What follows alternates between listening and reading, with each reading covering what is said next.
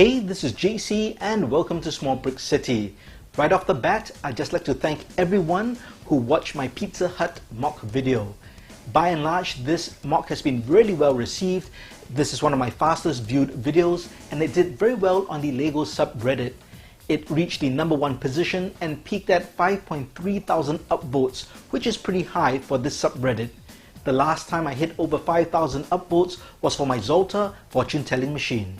In this video, I'm going to discuss how to create 3D signs and logos out of Lego bricks and plates. Personally, I'm not a big fan of custom printed stickers because I think it's a slippery slope and is a bit lazy. It is easy to get a lot of detail and accurate detail by using printed stickers. But as I said, it's a slippery slope. How far will you go with the printed stickers before it's too much? I think part of the creativity and innovativeness in Lego building is to try to capture the spirit of an item, an object, a sign, or a word using bricks and plates to the best of your ability. The closer you get to it, of course, the better it is. But that's all part of the creative process. And I feel that using custom printed stickers is kind of a cheat and skips this part of the process. Of course, I think there is a place for custom printed stickers, but by and large, I try to avoid them. In my Pizza Hut video, I talked about how I came up with this 3D logo sign. Originally, I tried to build the text out of bricks and plates, but it didn't look good. So I came up with another approach and decided to come up with the symbolic representation of the logo using bricks and plates and allow the mind to do the rest, to fill in the blanks, so to speak. And I think I was pretty successful. I said I'll share how to build the Pizza Hut logo, so let's have a closer look at it now.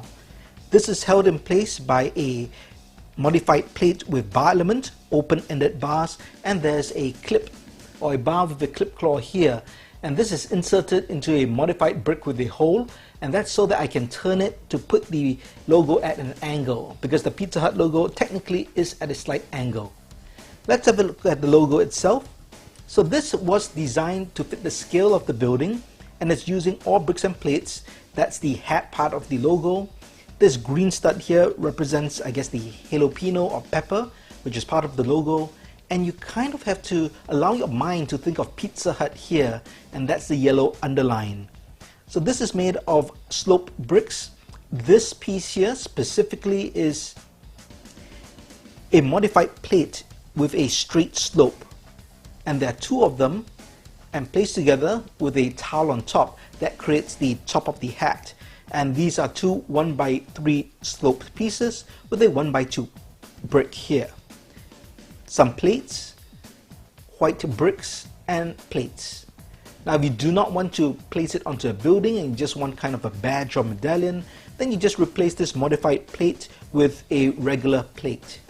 And that's my Pizza Hut logo. I also built a smaller one for the back, and you can see it's a mini version.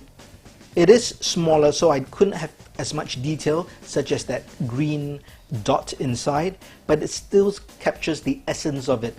So this is seen as a secondary sign, which is for the back of my building, or you could also put it inside the building, because many times there are smaller signs inside the restaurant or the building. But that's how I built my Pizza Hut logo, and the challenge is always to try to build a sign out of bricks and plates. Are there any logos that you have attempted out of bricks and plates? Let me know in the comments. Right now, I'm going to discuss how to create signs and logos out of Lego parts. And I'll start off with the easiest first. And that is to use existing Lego parts.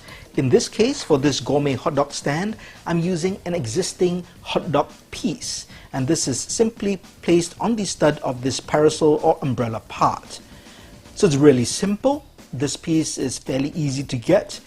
And it's obvious that this is a hot dog vendor because of that sign. So you can think of existing pre-made parts that Lego already produces that you can use for Lego signs. For example, for a bread shop, you could use the croissant, French loaf, or the pie to be a representative sign for the shop. For a bike shop, you can use a bicycle. If it's a repair shop, you can use the different tools or even the red toolbox as a sign. My suggestion is for you to check out the Bricklink catalog and look at Lego minifig accessory parts and have a look at all the parts that Lego creates, and just think of different ways you can use these parts to create signs. You don't just have to use one part, you can use different parts collectively to create a sign. So if it's a bike repair shop, you could use a bicycle part with a spanner.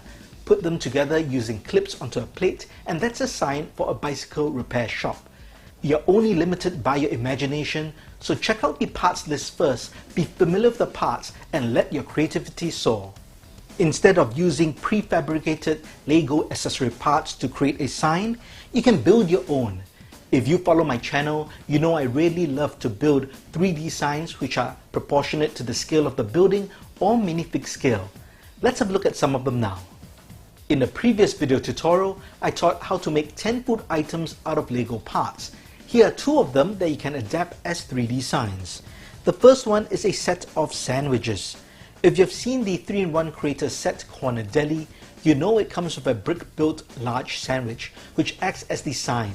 That's really beautiful.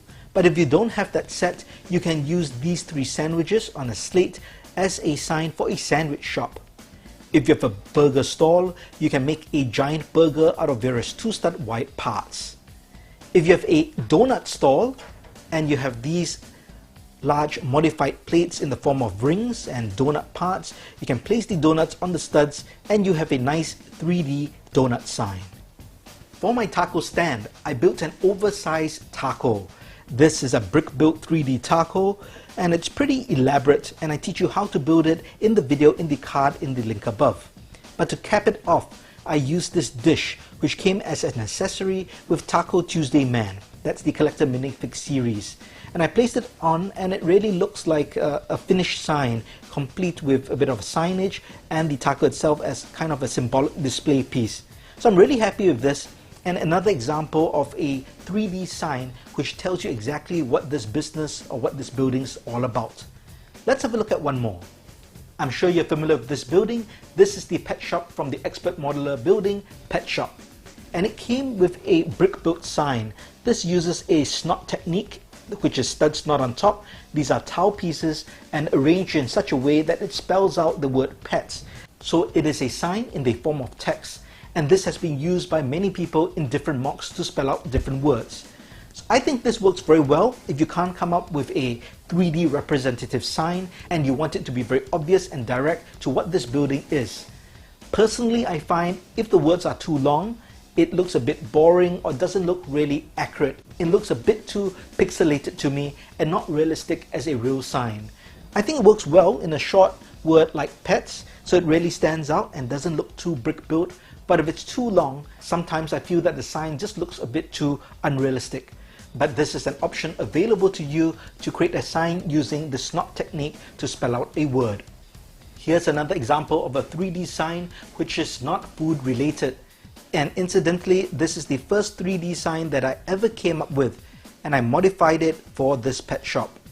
The second floor of this pet shop is my surf and skate shop, and I wanted a 3D sign to really represent the shop since there's no way to put other signage.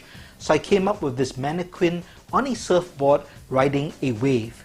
So all this is brick built, created using bricks as well as curved tile pieces. And there's a hinging plate over here for the surfboard to be placed at an angle. And of course, this is basically a surfer dude but with a blank face. I think this is a great way to capture the essence of the building in a 3D sign. Mannequins are often used in real life, so they can be used in Lego life as well. So have a look at your own Lego city or MOCs and see what 3D signs with mannequins you can build to enhance that particular build with a nice looking sign that is representative of the business or activity for that building. I hope this video has been helpful to give you ideas and inspiration to create your own 3D signs for your Lego city and MOCs. If you have any ideas, suggestions or improvements to be made, please let me know in the comments below. If you have created any original signs out of bricks and plates and not stickers, please let me know as well. I'd love to see a photograph or video. If you liked this video, please give it a thumbs up, and if you haven't, please subscribe to the channel for more awesome, unique Lego content. Thanks for watching. Talk to you soon.